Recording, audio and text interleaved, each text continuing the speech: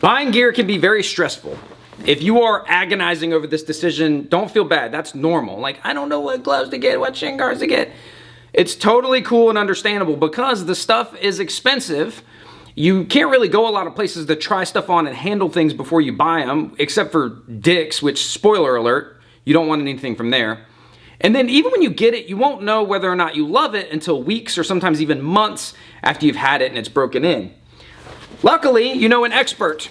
I have been reviewing gear for a long time, and recently, especially, I've been traveling a lot to teach and train and spar at other gyms.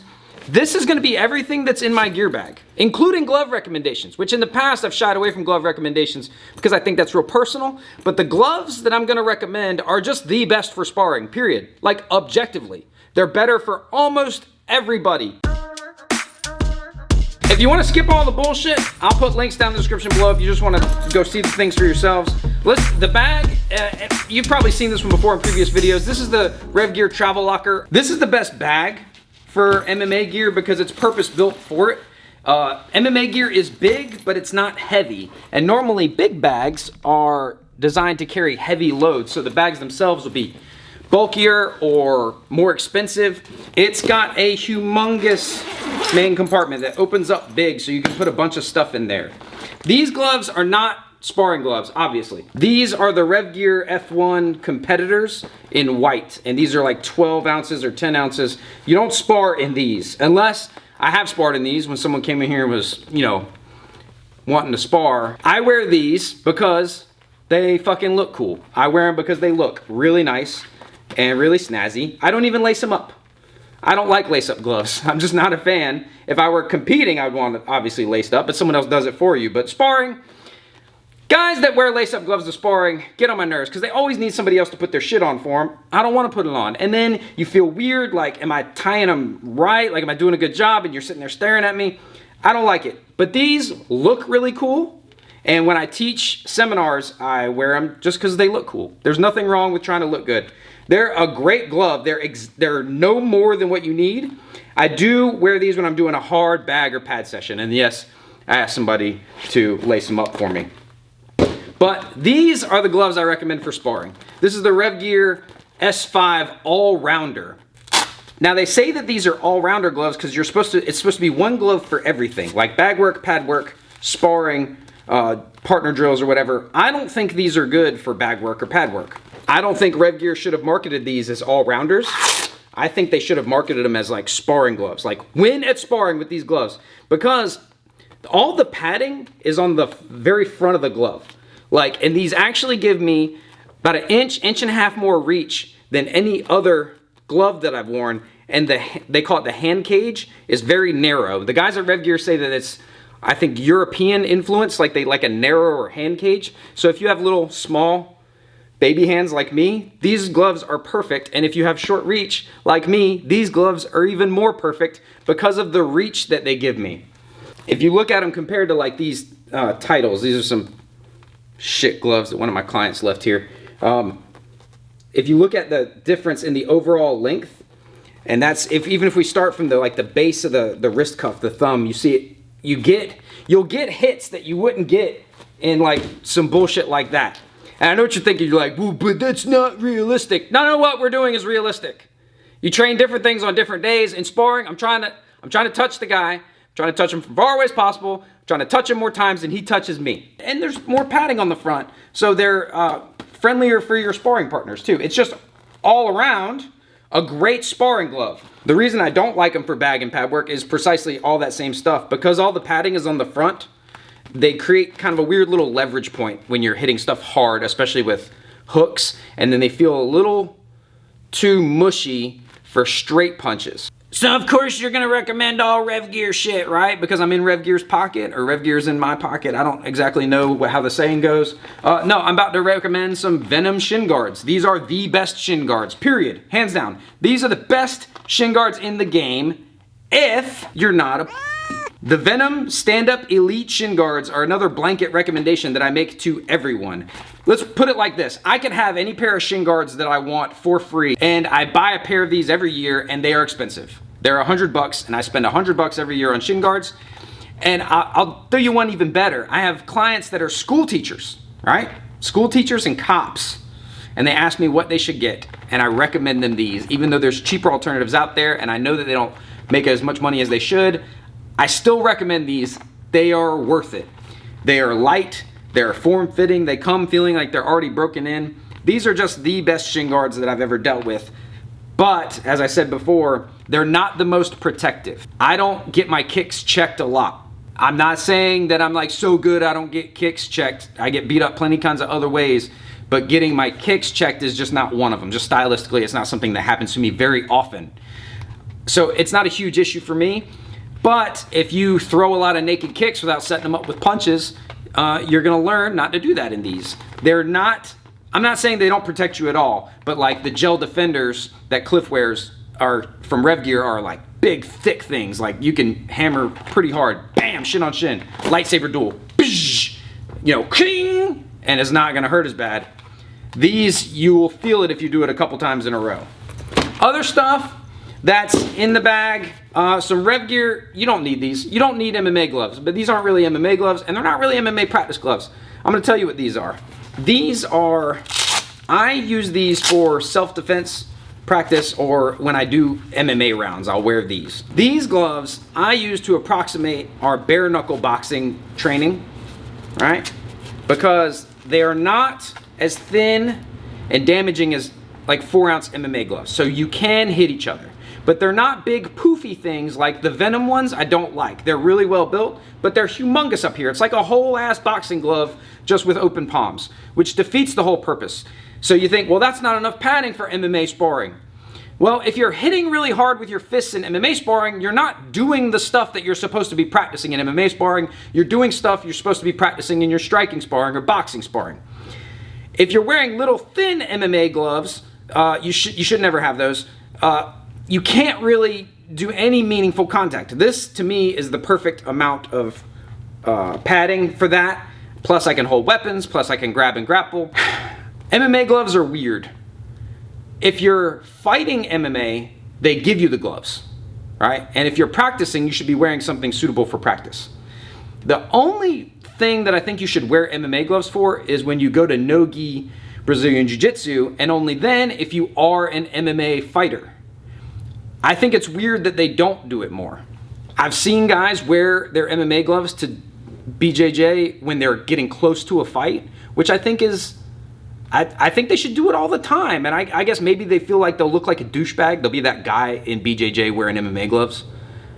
Don't wear them and pretend to strike when the other guy's just doing BJJ, but you do need to know how the gloves influence you pummeling or you know, grappling and things like that. You do need to know all that stuff. But I think if you're an MMA fighter, you should wear your MMA gloves to every BJJ class, unless you also love just BJJ and you also do BJJ competitions. That's just my opinion. Everyone else, you don't need MMA gloves. You definitely don't need MMA gloves that say UFC on them, and you definitely don't need to post pictures of you in your bedroom wearing those gloves. Please stop doing that. That was all the big stuff, but this is important stuff. Hand wraps, you get whatever hand wraps you want. I obviously use Rev Gear. 180 inches, semi-elastic hand wraps. The only additional recommendation I'll make is that these winning knuckle guards, these have saved my hands throughout the years. I've had some trouble with this knuckle. You know, I've kind of flattened this knuckle out. I've done a video on these specifically, like what they do, but they go on your knuckles and then you wrap your hands. I have a video on that as well, how to do it. And they, not only do they pad your knuckles, but they leave you more wrap for your wrist. So they're just a good thing. They've been a game changer for a lot of people who have issues with the bones in their hands. But this right here, here's one of the most important pieces of gear. This guy right here. This is important. This is the Diamond MMA cup. It's a really good cup. I have a couple, roll the footage. I get hit in the groin a lot. Like a lot. Oh, Diamond MMA, baby. I'm always coming forward and throwing kicks when people spin like that. That's actually a pretty common occurrence. If you throw a lot of high kicks as you're coming forward and the other guy spins, you're gonna run into that a lot. Also, I'm a little dude. There's not a lot of distance between here and here. So a lot of times when people throw inside kicks, the first one will land on my knee and that hurts them, and the second one lands on my nuts and they don't want to do that anymore. I don't have a big strike zone here. There's not a lot of area, there's not a lot of legal areas to hit here. And so one upside is generally people just stop throwing low kicks at me in there because they just can't get it in there right. Also, I have a rule. I don't stop when I get hit in the cup or the groin. I don't go like, oh, wait, I need a second in training or sparring.